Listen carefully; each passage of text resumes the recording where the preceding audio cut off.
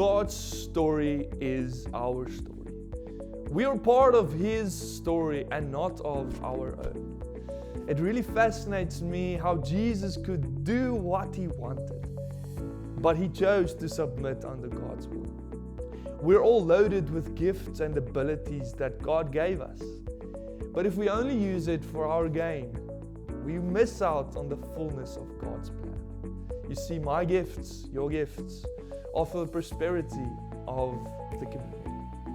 In the same way, we are created not to build our kingdom, but to build His kingdom.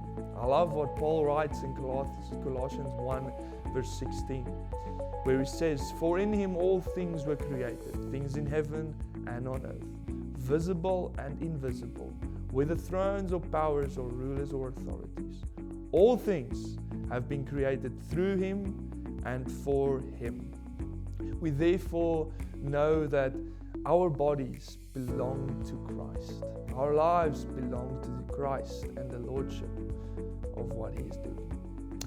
Worship becomes a way of life, as Paul mentions in Romans 12 verse 1, that we give our bodies as a living sacrifice.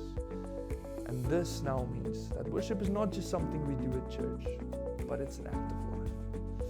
A surrendered life to God's will and purpose brings us to discover what He's placed inside of us. And this abilities that we use leads to the wholeness of our community. In 2 Corinthians 9 verse 13, Paul writes, us using our gifts, sharing in what God has given us to the community, leads people to a place of praising God and encountering His love.